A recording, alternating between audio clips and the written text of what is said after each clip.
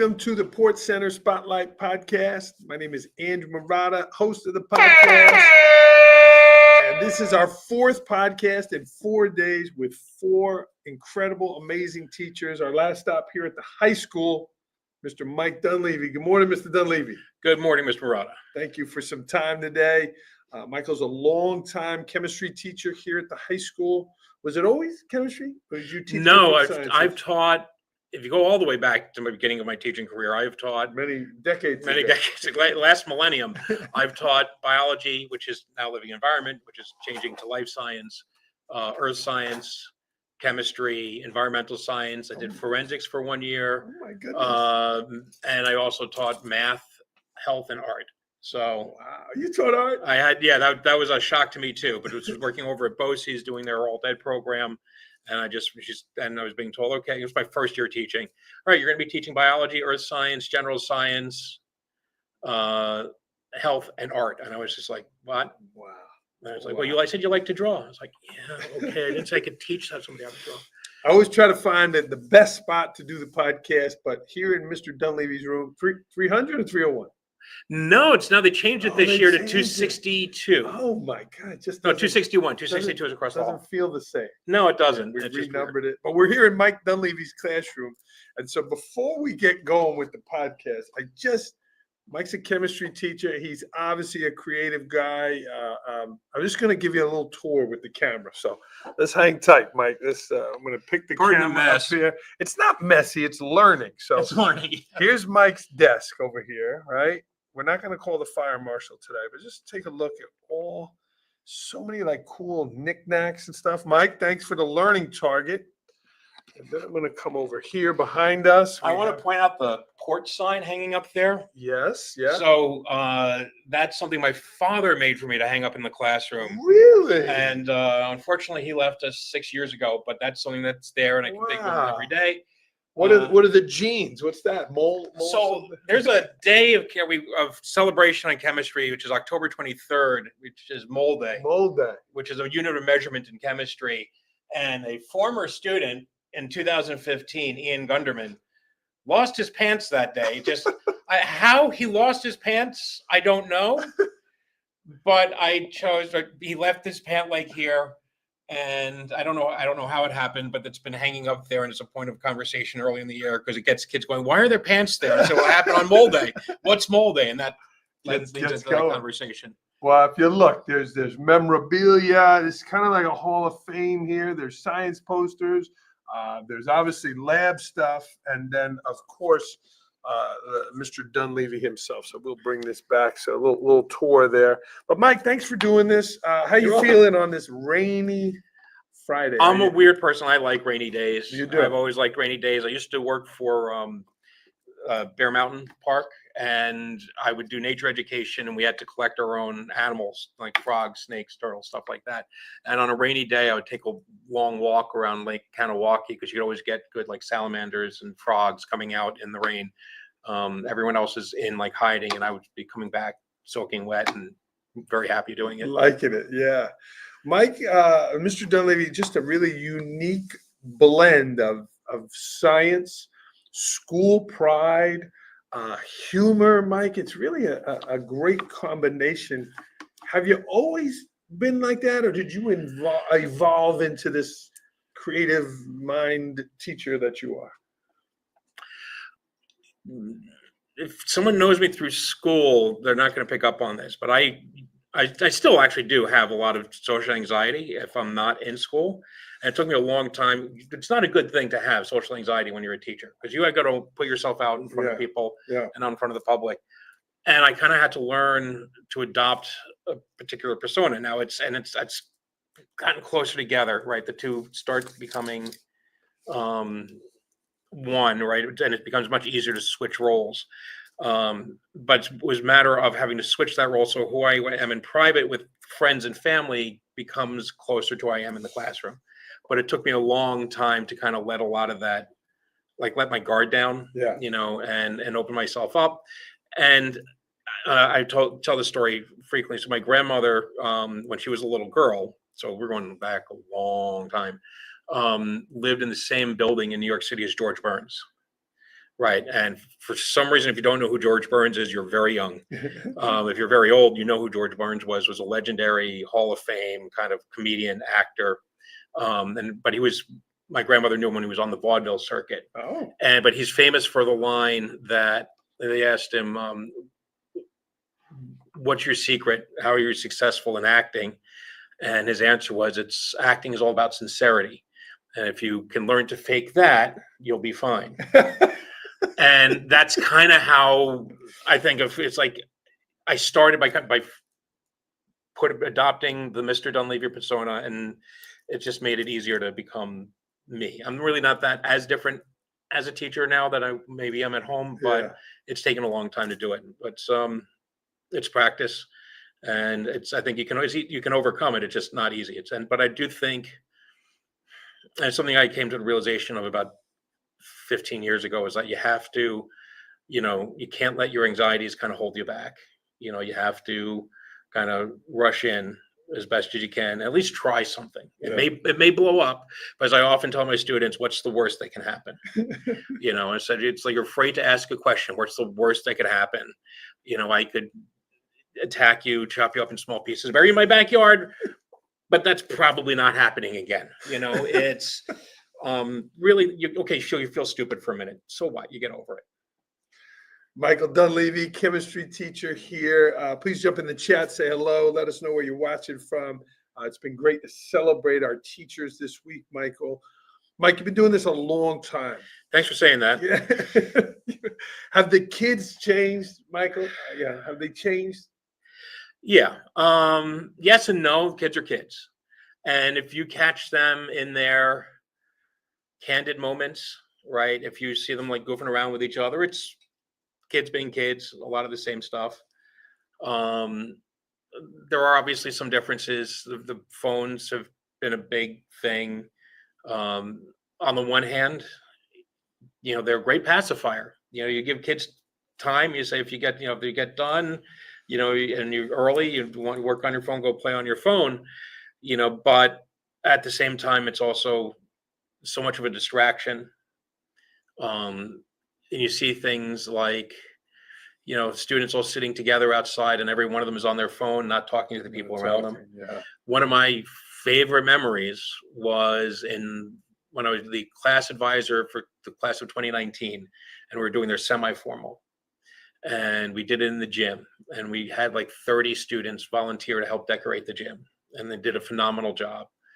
And a shout out to my co-advisor, Amy Haberstock, who is a huge arts and crafts person. She runs the haunted house and she really pulled all of her haunted house people in and transformed the gym.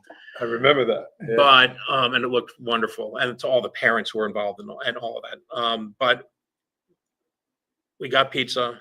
We went into the home ec room, or the fax room, whatever we call it now, and the kids had pizza, and there were 30 kids sitting there and eating and talking, and not a single kid was on their phone. I was like, that's awesome. We didn't confiscate them or anything. We didn't take them. They were actually socializing. Yeah. And you don't see it. They go to the cafeteria. You see a lot of kids are just doing this. But you and Haverstock, you bring out that joy. You bring out that creativity, and maybe. And again, with all that arts and crafts stuff, I give a lot of credit to Hav for doing that. She's always was General Hav. She was the drill instructor. She's great at organizing people and getting them to go. Yeah, she really does. So I've got my strengths, she's got hers, and I think we work well as a team for that reason. Yeah. But with a lot of that stuff, because then she does OM, and all that pulls into being able to make, whatever, this vision of transforming the gym into a space for celebration. Yeah. Michael, we use the word support a lot with capital P-O-R-T, and you have been one of those people. You have attended countless events, given countless checks of donations. But regardless of whatever the event is, the football game, the pep rally, the OM competition, the board meeting, you're there. You go to so many school events.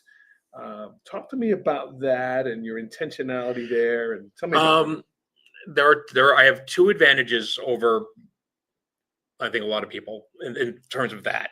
Number one, I live about a mile, 2 miles down the road. Not bad. So it's not like I've got a which I used to do before I was in Port Jervis. Like I had worked at Warwick and I'd worked at Monroe Woodbury, and those were 45-minute hour drives. And we have teachers here who take 45-minute hour and a half drives every day. And it's hard to ask them to come to a board meeting. It's an hour and a half home, hour and a half back, or they sit in Port Jervis for 4 hours. So for me, I could go home, I could shower, I can have dinner, I could watch some TV, and I can come back and I'm fine. And the other thing is I don't have kids, and that's just a reality of the situation I'm in with my wife. And so that frees me up with a lot of time. I don't have to go home and take care of a child. I don't have to deal with their needs, and certainly there are advantages and disadvantages to that. But, I'm in that particular situation. I had the free time. Yeah. And if you have someone whose kids are all off to college, they get to volunteer more often. You have people who are young, they don't have their kids yet, they can volunteer for stuff. But you get the bulk of our teachers, who are in their 30s and 40s, they've got kids like in that anywhere from newborn to 15, 16 years old, and it's a little harder to give up that time to do stuff. Well, we appreciate it, Michael. And not only are you there, you're there in your Port Jervis shirt, you're there in your costume, you're there in your swag. I say that you're one of the people that's got more Port Jervis shirts than I have. Well, it's like, I could either wear a shirt and tie or I could wear a port gear. I was like, okay, I'll take the port gear. Yeah. How many shirts do you think you have? I mean, a lot. Is it over 300? I don't know if it's over 300, but it's a lot now more than 200. Because I haven't really changed sizes over the years. I don't throw things away, so I've got a lot. I've made a lot for Montreal. I've made them for the senior class. When I was class advisor. Mm-hmm. Yeah, and anytime someone buys, I try to support, because I know have been on the other side of fundraising. You try to support the activity. And so someone comes in, hey, do you want to buy a shirt for bowling? Do you want to buy a shirt for the football team? Do you want to buy a shirt for OM? I do my best to support them when I can. The problem is they all come at once. It's always in September. You get like hit left and right.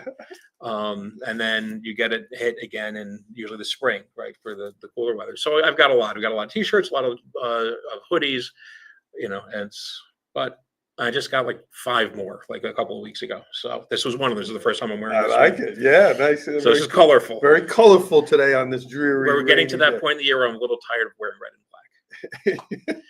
So mix it up. We can still get the Port Pride in. Yeah.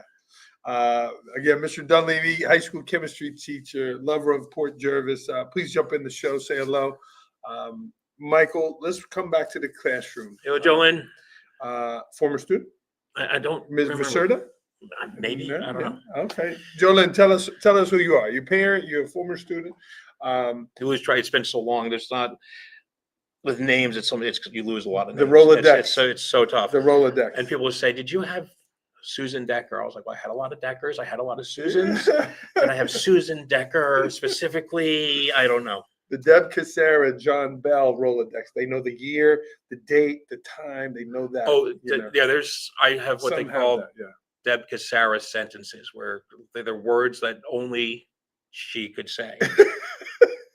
Like, oh, Susan Decker, right? She sat in the second seat in the third row in her sophomore year in Algebra 1, and she ended up, she went to the prom that year with Robert Smith, and then she ended up going to Vassar for college, and then she was going. Then they got engaged outside of Texas lunch in December of 1992, and it's like, and like she'll go through their whole. She had to have 3 children, and she'll like tell you everything about.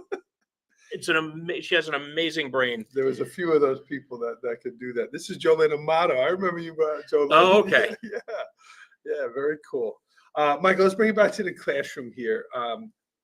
Chemistry. Is it harder than the other subjects? Is it just more numbers? What is it? Is it that hard? I try to scare the kids at the beginning of the year. I have a book called the Canon. It was by the New York Times science writer, where she goes through. So like, what does everybody need to know? Like, if you want to be science literate and you're reading an article on science in the New York Times, what's the base information? Like, that you should know what a cell is, right? If you're talking about medicine. and you get to the chapter on chemistry, and I highlight this quote, and often I'll put it up. It's like, chemistry is the subject that 6 out of 6 people failed in high school. It's because, and it's a joke, it's not that many, but everyone dreads chemistry. I think part of it is it's tough because it's brand new. Meaning, if you come up to the high school and you take life science, well, you did life science in the younger grades, and we all know what a lion is, and we know what an antelope is, and we know the lion eats the antelope. We've seen those nature documentaries, and we understand, you've learned about photosynthesis, and we see plants, we understand I have a heart and lungs. You have a basis to draw that from. Earth science, all right, volcano, I know volcano. Earthquake, I know earthquake. I can learn about earthquakes and volcanoes. I can learn about rocks, stars, space. We see those things, and it's a matter of filling in blanks, but it's stuff we're familiar with. Chemistry, you're talking about equilibrium constants. It's all stuff you can see the chemistry, right? You can mix things together and go and see, oh, look, we got this, we got the foam coming up, but the why is the hard part. And that's why I point out, sort of like they're big on now trying to get the kids to do self-discovery. And it's like, I have so much respect for those who came before us, right? For the scientists, right? So I have portraits up on the wall of some important people in the history of chemistry. And like, the Regents doesn't emphasize names and faces much, but you recognize like how brilliant these people are. And they're by no means that limited. It's amazing how many brilliant people there have been in history, but there are brilliant people out of millions and billions, so it's still a very small percent. But just the leap of logic that they took, and a lot of people made wrong leaps of logic when we don't remember them. But you're like, how did you shoot, like Ernest Rutherford discovered the nucleus of the atom? First of all, it's amazing that people figured out atoms existed. Yes. And that's something Albert Einstein was the one who proved that atoms existed. The idea was there. He proved that it was true. But he discovers the nucleus of the atom. It's like, so first of all, you have this thing that we just understood as a concept that we can't possibly see. Now you're figuring out the structure of it by shooting a beam of radiation into a sheet of gold foil. How? It's like, and you can walk through, and I can walk the students through his thought process. But how you got to that thought process, I have no idea. Yeah. So again, he's special. He won a Nobel Prize, and then he had 7 of his students went on to win Nobel Prizes. Wow. So, he's considered like one of the greatest experimental scientists, if not the greatest experimental scientist ever lived. And he's not a household name, but it's like, it's hard to recreate that. And so with chemistry, it's just all this stuff you have to almost take on faith, because it's hard to replicate these experiments. And it's a matter of, you do this. And it's like, now the reason that happened is because all this stuff happened you can't possibly see. And you have to work this mental model in your head. And that's hard. Yeah. Yeah. Well, Jolene Amato says here, you just have an amazing way of doing it. One of the tools you use, which I always found fascinating, and this was really before we had these technologies, but you started holding this tablet, and instead of writing on the board, you would write on the tablet and could face that goes back to, I think, like 2007, 2008. I had a Gateway tablet, which the term tablet was not being used because there's no iPads at the time. But it was something you could write on. It was something I'd always kind of wanted. Yeah. I saw they had it, and we had projectors in our room, but we were still using, some people were still using overhead projectors. And I'd used plenty of those. Blackboards, we still had blackboards or whiteboards. And I just found it's like, it was easy for classroom management if I could be facing the kids. Yeah. And it was easy. And if I could do it on computers, right? Oh, the kid's out that day, you could share the file with them. You could print out the notes. You didn't have to with the overheads. People forget, like, you would sit there at the end of the day, washing them off, hanging them to dry. You go home with ink all over your hands, breathing in chalk dust. Chalk, you erase it, it's gone forever. Dry erase markers are nice, they're colorful and they're bright, but they run out so fast. You spend a fortune on dry erase markers. With this, all right, I'm writing the notes, save it, post it up to the Google Classroom now. But yeah, and then sort of everybody came along, but yeah, I've been using it for a long time, and I still have God, 20 years worth of material saved in my computer. And that one of my cats, just remember, just because cats do, they walked across the keyboard, it all disappeared. It's like, oh my God, what did you do? And deleted every chemistry, like the entire chemistry folder. And thankfully I was able to get into OneDrive, right? The Microsoft Cloud saves everything you deleted for up to 30 days. So I was able to recover it. But for about 5 minutes, I was in an absolute panic. One of your cats. One of my cats. I think it was Dexter. Yeah. In addition to the outfits and the swag, so here he is teaching with a tablet, but then he's got the cool glove that doesn't wipe the board. Well, now I don't even need that anymore because they've gotten so good. Because I used to wear it's called an art glove for the people who do digital art, and it's just because you're like your hand rests and then you end up getting marks all over or screwing up the sensor. So, and people, why are you wearing a glove? It's like because you look like Michael Jackson. You're wearing a glove on one hand. And it's like, that's just so I don't screw up the sensor. Then sometimes you just forget to take it off. But it was a simple thing that you got to face the students. We're hearing you. And that's classroom management, right? And then it's classroom engagement. And then you can do it wirelessly now, so you don't have to connect to a thing that's connected to the projector. Now I can wireless connect. I can wander around the room, or I like to pass the tablet around the room.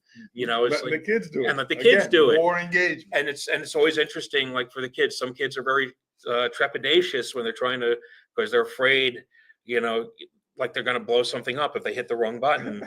You know, but other kids will say, "Ooh," and then you see them changing the color and changing the thickness and doing all these fancy things with because they want to express themselves. So, I want to get to do the math, but I'm going to do it. I'm going to do it in pink, or I'm going to do it in purple.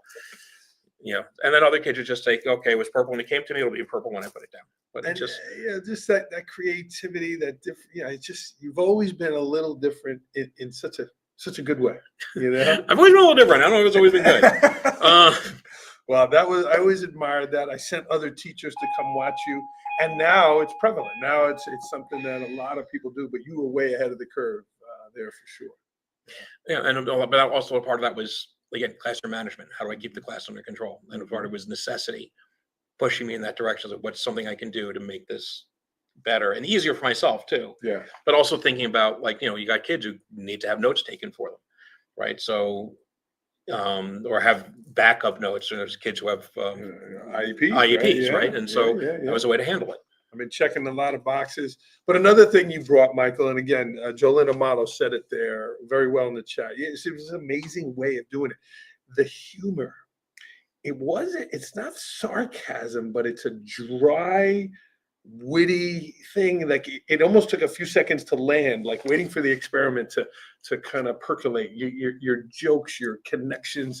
You always had such a way of making kids laugh and kind of have some fun. So a lot of it comes just from my family. And so I just I helped my mother buy a new computer. And I had dinner a couple of nights before with my cousins, and we were laughing about the fact that when we were young, we're in our teens, we built a tree house, and we just wanted a plastic bag to cover up the window. And my grandmother was like, "Don't put it over your head," because they just ran something about kids suffocating themselves.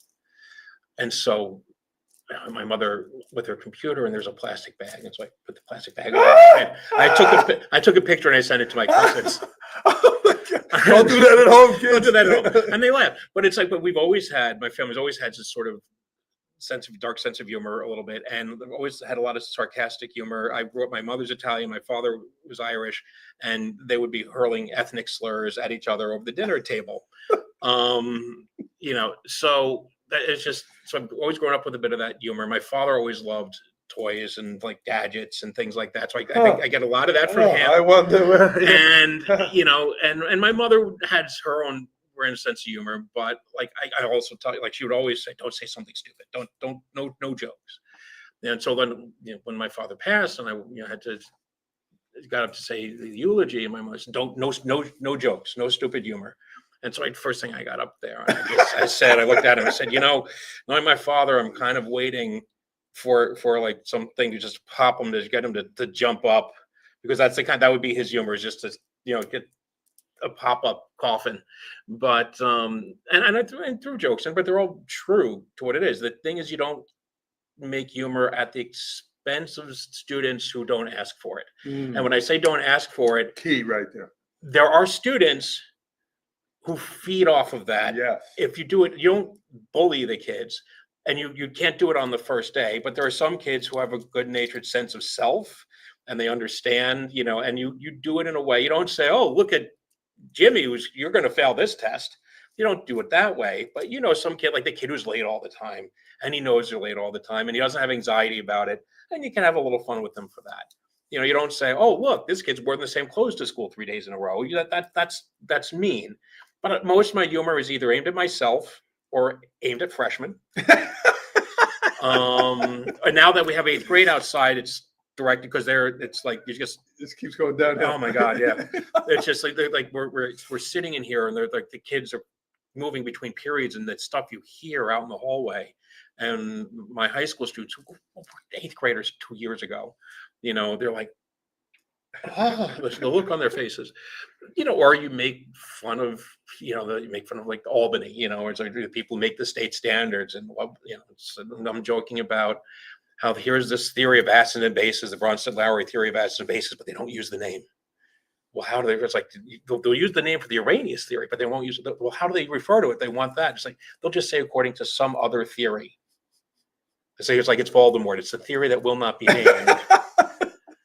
And they're like, that's stupid. It's like, yes, but I'm like, but I'll make fun of them in a cutting way when I try not to do that with the students. Again, there are some that are like they feed off of that. Sure. They want that. They're like, oh, pick on me. Well, and it creates a rapport in the class. There's some dialogue. Yes. Right. I don't ever, or try not to. I can't tell you how good my poker face is. Like I try not, when a kid gets a question wrong, I tell them you're here for practice. You make mistakes. That's the whole point. That's how you learn. I'll tell them, I remember this question because I got it wrong when I was in Mrs. Richards' class in high school in Minnesink. But that's why I remember it now, is because I made that mistake. And it's okay to make mistakes. And that's what science is about, is learning through making mistakes. Because, the famous quote from Edison was, they said, how many things have you tried to find for the filament for the light bulb? He said, we've tried like 24,000 things. They said, oh my God, you failed 24,000 times. He said, no, I found 24,000 things that don't work. You try and you experiment, it's trial and error. That's what science is. It's all trial and error. It's because it's discovery.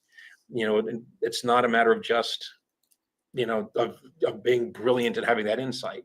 Those people are very, very few and far between. Yeah. Error happens in life. We all learn by mistakes, right? We all learn to walk because we fell down a lot. And kids have so much anxiety in high school because they don't want to look stupid.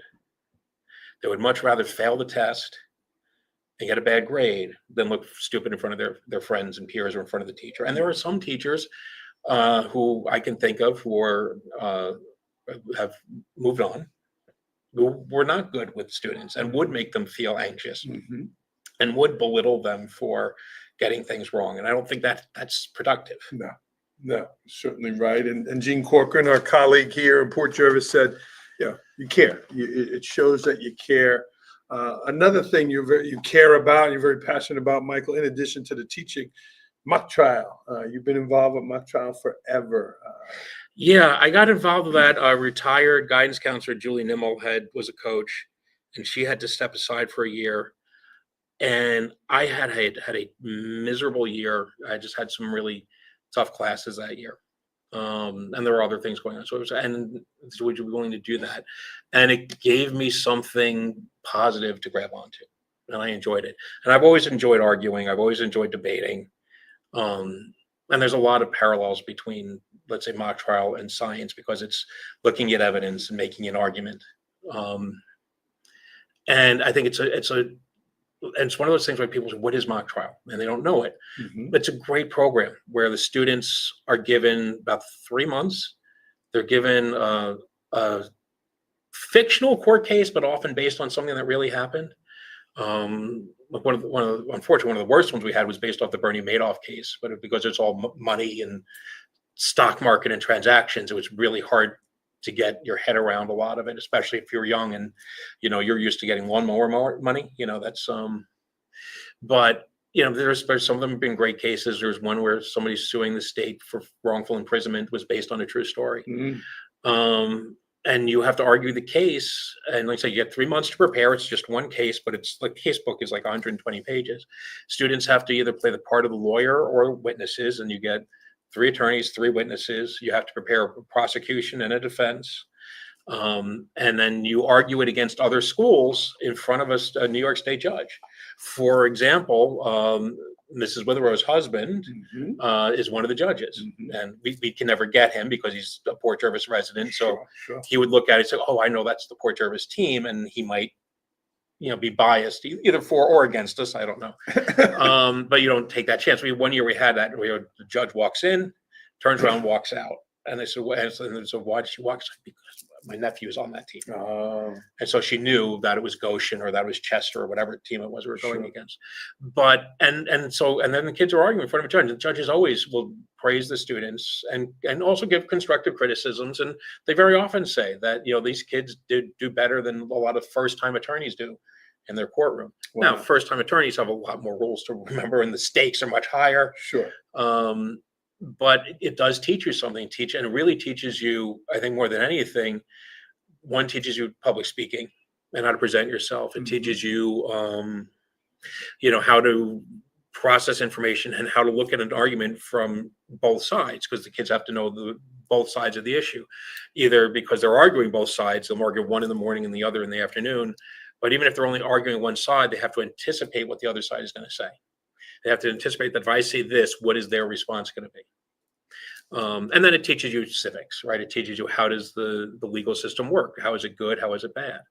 And it gets our legal system, our justice system has a lot of flaws and a lot of problems with it, but it has a lot of good things. And if you compare it to a lot of the legal systems in the world, it's still one of the better ones, right? Especially if you are innocent, because you have so many rights. And that they can't just arbitrarily, they can't keep you in jail for 30 days, for no reason. You have that presumption of innocence, that's, and a free attorney if you need one. May not be the best attorney in the world, but it may be, just depends on who it is, but it's better than nothing. So if you can see on his shirt, take that, Mike, there it is, his pin there. Yeah. So so this is this might be the shirt design for mock trial if we get shirts made up next year. My father was a commercial editor, so I've always had an interest in advertising, and so I'll sometimes sit on Canva and just throw together ideas for doing a shirt for mock trial or the class of 2024 when we were doing those. And and then so when we need to do a t-shirt, it's okay, which one do we want to do, and or I'll do buttons or stickers, stuff like that. Very creative, very involved, good stuff. Michael, I run the alumni podcast too, and a lot of alumni, when I said, hey, what was something you remember, or what was something that you were involved with, so many of them talk about the skills and the experiences they learned at mock trial that they use in their life, all the things you just said. I do not in any way want to disparage any of the other clubs' activities and whatever. That it's all good, and you are interested in what you're interested in. But I will also say, we know what's number one in Port Jervis is football. Everybody loves football, and that's great. We just won states, but even years that you lose, right? We still support the team. We go out. But I will also point out to the kids, we don't have any Port grads in the NFL. We have people in mock trial who go into law. Oh yeah. So if you're looking for something that you really will turn into a future, I'm not saying do that over football. Our seasons don't overlap, or soccer or baseball or track or volleyball, whatever it may be. Those are also very useful skills, right? Keeping yourself in shape, more teamwork, all that. That's great. But I'm saying if you're really looking for stuff that you can apply, there's a lot of benefit to mock trial too. 100%. Michael, I know we got class coming up here soon. This has been great. Anything else you wanted to share? Anything you wanted to say to our school community here? Well, I joined Port Jervis in 1999, married a Port Jervis grad a year later. We were already together at that point, and then moved into Port Jervis immediately after getting married. So that would have been in basically January of 2001. So I've been in this town for 25 years, and I've kind of found a second home. I was bounced around between a number of school districts before I ended up here. I really enjoy the students. I've almost never had anything but support from the family, from my faculty, colleagues. I really want to have to, and I always give a shout out to the staff, the custodians, the secretaries, especially when you're a class advisor and you see all the work that they do. And I mentioned doing the semi-formal in the gym, and we were exhausted at the end of the night decorating the gym, and we're leaving at 11:30 at night. And as we're leaving, the custodians are still there, and they're all doing, and they've all, weirdly enough, they got smiles on their faces. They're thinking like, these kids left a mess, these little, they're, because they are there for the students, and they know the work they did behind the scenes to get the gym ready or clean up afterwards, all the stuff that they do, maintaining the football fields, the amount of paper. God help Miss Shields down in the main office. I don't know how she has survived with all the work that she's doing, and all the ladies in the front office. The school could not function without them. I always joke that if the principals are out, they don't bother getting anyone into their place. The teachers are out, they have to find a sub. If the secretaries are out, we would all panic. We got to shut school down. We got to shut the school down. And the same goes for the custodians. The custodians are the lifeblood of the school, and they don't get enough attention and recognition. And I always tell that to the students, that they should make sure to thank them. They should always make sure, they recognize all the work that they do, and don't make things harder on them by leaving trash laying on the floor. 100%. I asked Michael in the pre-show questions here, who's someone important you admire and why? And that's who he said, the secretaries and the custodial, the people working behind the scenes. So thank you for that, Michael. We have some parting gifts for you, Michael. It's Teacher Appreciation Week. So I know you like the swag. You're getting the big port sticker here today to add to your collection. And more importantly, Michael, you express your port pride in such a unique way, such a different way, in your humor and your high standards of science. So here's a Port Pride coin. Cool. For you, and it has the 5 points of Port Pride: be responsible, be respectful, be involved, be honest, and be kind. So I thank you, and it's a challenge, Michael, to keep up the great work. All right. Michael Dunleavy, friends. Here's the envelope, Mike, that goes with it. That's awesome. Designed on Canva by Austin Wilson. So we will end with that, Michael. Port Pride. You talked about it a lot. You talked about your time here. What's next for you? Do you have a retirement date in mind, or is this? You're not looking at that. Technically, I could retire after next year. Okay. The pandemic, I was kind of thinking about an exit ramp before the pandemic, and then the pandemic told me how much I need to be with my students. I'm not under the illusion that they need me. I know I need them. It's a selfish thing. Because I hated teaching virtually. I hated being separate from them. And I don't know anybody in Port Jervis who was like, oh, I don't want the kids to come back. I liked teaching at home. I liked teaching remotely. They were all miserable without the students. They were all happy to have them back. At least that's what they told me. So I'm not ready to go. My wife retired 2 years ago, I think. I might be coming on 3 years now, because we're at the end of the school year. Because she wasn't happy where she was, and wasn't happy what she was doing. And now she's happy because she's not doing it anymore. I enjoy doing it. I don't like paperwork. I don't like bureaucracy. There's new standards from the state, all that stuff. I don't know any job that there isn't a headache that goes with it. But I still get way more out of the job than I get frustration. But I also know I'm not going to be here in 10 years, which is weird, because I had that realization last year, and that puts a finality to it. It's a weird feeling. Yeah. And I look around, I'm like, you remember, I think when you were principal, you had the thing where we all lined up around the order first year to last year. Who's our newest teacher? It was pretty cool. And I figured I would be somewhere in the middle, and I was like, there's only like 15 people ahead of me. Now, obviously, that was back, you had Mr. Hollick and Ms. Casara. They were going to be front of the line. I was way closer to that end than I thought it was going to be. And now I think there's like 3 people who have been here longer than me. That, at least in the high school, you have some people like Miss Corcoran that was in Port Jervis before I was, but she was down in middle school. I think you have Mr. Wright. I think you have Miss Horst. Veterans. Yeah, they're veterans. And that's like, all the rest are gone. And I miss those people. I still keep in touch with some of them, but I think we also have a great staff. Now we've got some new science teachers coming in. I'm very excited about for next year. One of whom is a coming out of the lab. They're starting her second career. Fantastic. So, and we've got another one who's a Port grad. So, yeah, so I'm looking forward to that. Always excited to get new blood. But I know what I'm going to do if in 10 years, where I'll be, I'm not really sure. But, I know for the next at least 2 or 3 years, I'll still be in Port. Mr. Dunleavy, friends, excellent job today. This is Friday of Teacher Appreciation Week, and who better to have on than one of our veteran teachers? Just teaches with a wonderful spirit. So thank you for that, Michael. And I just let me say one more thing. Yes. Is I volunteer with the PJTV 23 or was the local access channel. It shut down a couple of years ago, and they're kind of in the process of bringing it back. And I signed up because they were looking for help. They were looking for volunteers.